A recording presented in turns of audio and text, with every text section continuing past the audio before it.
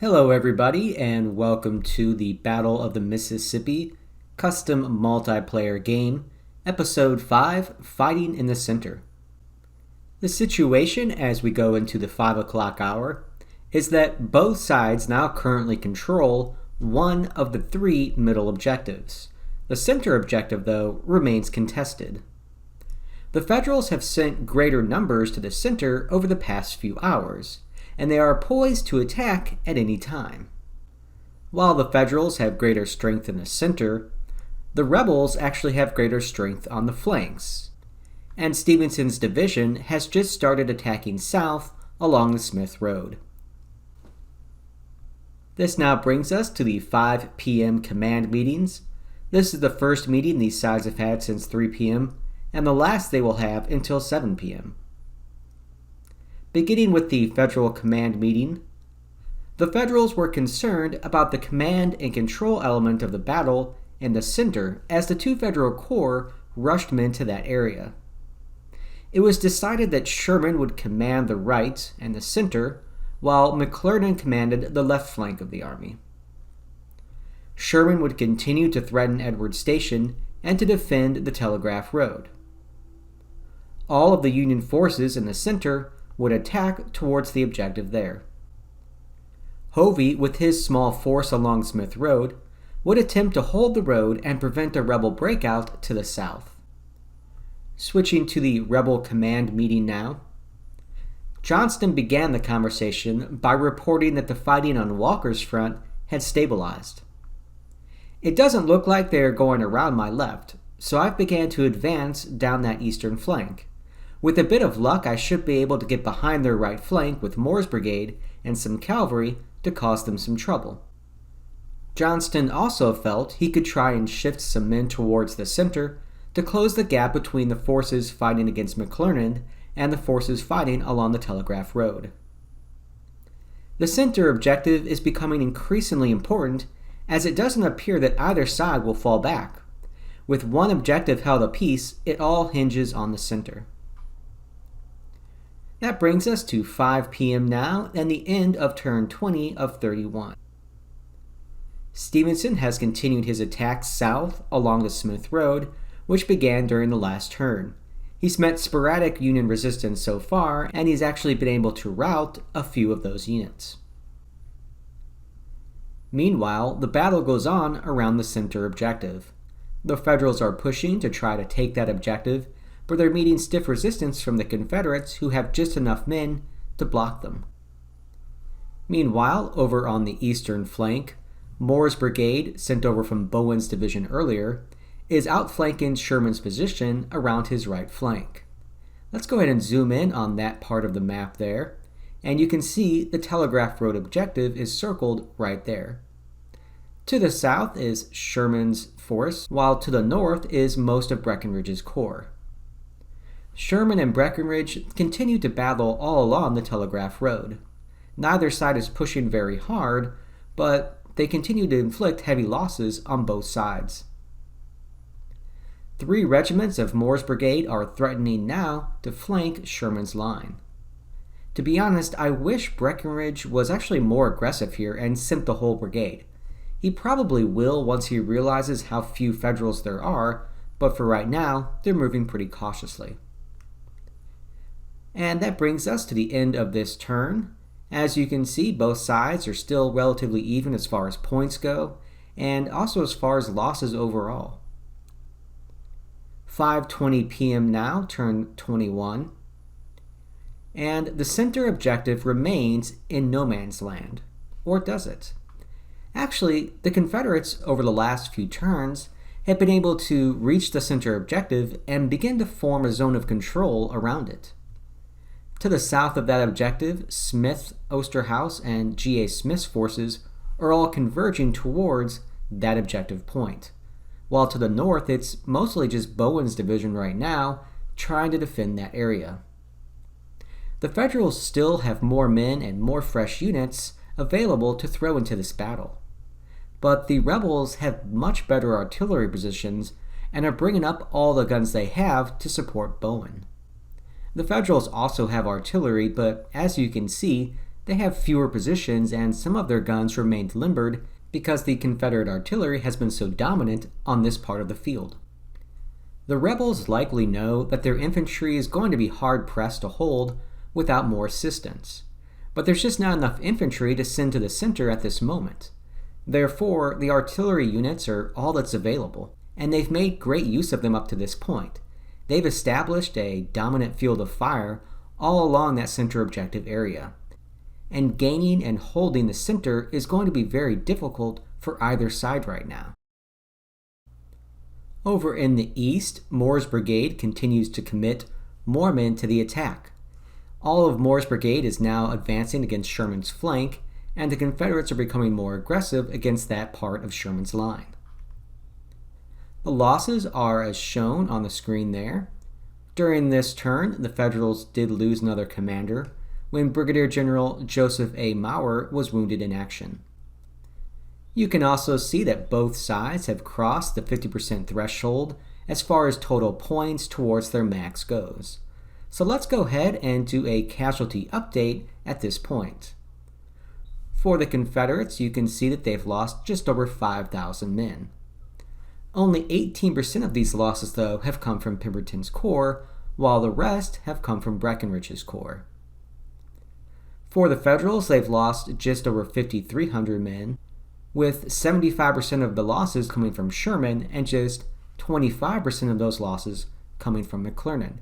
So you can definitely see how the fighting between Sherman and Breckinridge has really been the main battle so far, but McClernand and Pemberton are definitely becoming more involved as the battle shifts to their direction.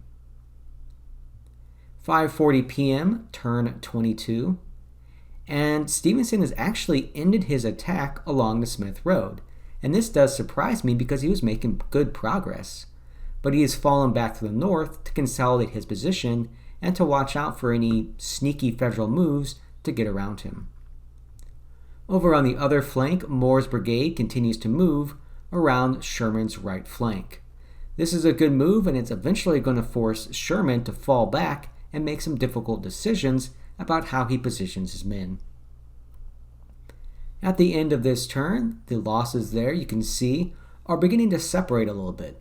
The Federals have lost 500 additional infantrymen than the Confederates, but on the other hand, you can see the Confederates have lost more than twice as many guns as the Federals have. So the total point balance continues to be relatively even. 6 p.m., turn 23. Much of the fighting now has shifted to Sherman's right flank as Moore Brigade continues to attack in that area. But really the fighting continues all the way from Sherman's right to the center objective. And although the two sides are fighting in numerous different places, it feels like this is just the calm before the storm, as the Federals and the rebels will eventually have their climactic battle around that center objective. Right now, they're just jockeying for position. Pulling up the losses at the end of this turn, you can see that they continue to increase just a little bit throughout each turn. 6:20 p.m., turn 24 of 31. And now the fighting has escalated really quickly in the center, with the Federals launching their main attack. Let's go ahead and pull up this part of the battlefield here so we can get a better view. As you can see, the center objective is outlined there in yellow. To the north is Bowen's division mainly, while to the south, Smith and Osterhaus's divisions of McClernand's corps are attacking them. The Federals have attacked the center objective during this last turn, and it's barely being held onto by the Confederates. There are 11,900 Federals, almost 50% of the Union Army, concentrated in just this small area, while for the rebels, they have about 8,800 men in this area, which accounts for about 36% of their army. But the main difference, though, and why the Confederates are still able to hold, is that they have 35 Confederate guns in this area. These guns are providing close support and are able to really damage the Federals as they enter these open fields. Meanwhile, there's just 9 Federal guns opposing them, and some of those still remained limbered up out of sight of the Confederate guns, which are just dominating this area. The Confederates did launch a small counterattack, which will likely secure the rebel flank as the Federals push in that direction. And this was a good move as it will disrupt, distract, and probably rout some of the Federal units moving towards the center. For the Federals to take this objective, they're eventually going to have to cross these open fields. And with these Confederate guns being so dominant right now, that's going to be very difficult. Over on the eastern flank, Moore's brigade continues to drive back Sherman's flank as the Federals rush to reposition guns and men to try to stop them. The losses at the end of this turn are shown on the screen in front of you, and you can see that both sides have actually increased their losses quite a bit.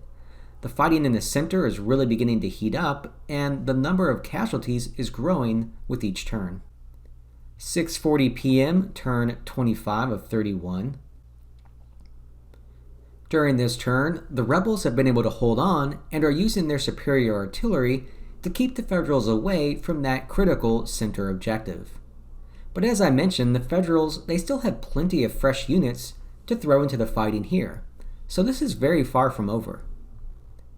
Confederate counterattacks, though, have punched a hole in the Union flank, and this is going to force them to move men away from their main attack against the Confederate center. Meanwhile, the Federal flank was turned on Sherman's right. But the Federal artillery along Telegraph Road, along with some repositioned infantry, should be able to keep Moore's brigade away from that objective point. Pulling up the losses at the end of turn 25, you can see that the difference between the infantry losses continues to grow as the Federals have taken greater losses in their attacks on the center objective. We have reached the end of this episode, and it is now time for my 2 cents. You know what? Every battle should be this close. This has been a lot of fun to watch, and I've enjoyed seeing how these two equal forces have engaged each other throughout this battle. With just 6 turns remaining, the sides are locked in just a struggle, which could go either way based on the decisions that they make in these last few turns. Both sides are aiming for a strategic victory here by capturing the majority of objectives on the map. And to be honest, nobody's even talking about hitting their point limit. But should they be concerned about that if they're only concentrating on the objectives and not the number of losses that they're taking? Well, let's go ahead and pull up a graph here. Remember that neither side can go over 4,500 points or the other side wins. And while there's just a few turns left, the trajectory is getting pretty close. Over the last 6 turns, the two sides have gained about 1,000 points each. If these losses continue over the next 6 turns, the graph is going to look something like this. And that doesn't seem so bad, right? I mean, they're still under 4,500 points, and that's not going to kick in an immediate defeat for either side. But there's going to be a lot of fighting over the next 2 hours, and you have to assume that casualties and losses will increase. So what if the losses increased by, say, 20% over the next 6 turns? Well, suddenly the graph shifts and the two sides become a heck of a lot closer to that 4,500 point limit. And when that happens, the margin for error just grows less and less. Both sides need to avoid losing any stacks of guns or unnecessary losses at all moving forward, because just a couple of 100 points is really all that stands between one side or the other from either victory or defeat right down to the wire. And what does that mean exactly as far as just a couple of 100 points? It means just maybe 6 guns or 500 men. As I said, if either side has a disaster here over the last few turns, they could very easily reach that 4,500 point limit and perhaps lose the battle right at the very end. So they're going to want to watch every move they make. This is extremely close. With little time left to maneuver, the battle is actually going to be pretty straightforward as the day comes to a close. The Federals must attack the center objective and find a way to wrestle it away from the rebel infantry. And for the Confederates, they just need to find a way to keep holding on and to keep routing and disrupting the Federal units to keep them from being able to melee and reach that center objective. The Federals, I think, actually have the advantage moving forward. Once dusk arrives, the rebel guns, which have been able to really dominate that area, will be further than 4 hexes away and will be unable to assist the outnumbered Confederate infantry trying to hold that area.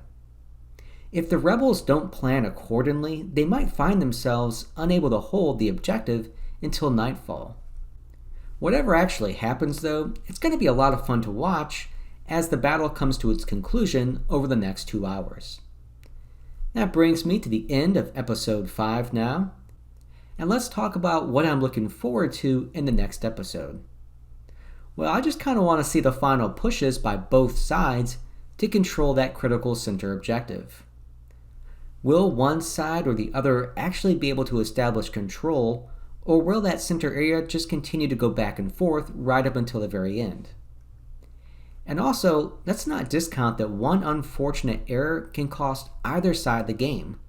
Any stacks of guns or large infantry losses can push one side or the other right up to that 4,500 point limit that they cannot cross. I appreciate everybody watching as always. Make sure to tune in for the final episode coming up next. And also, if you have any questions or ideas or anything you want to check out, be sure to go to acwgc.net and visit our website. Thank you.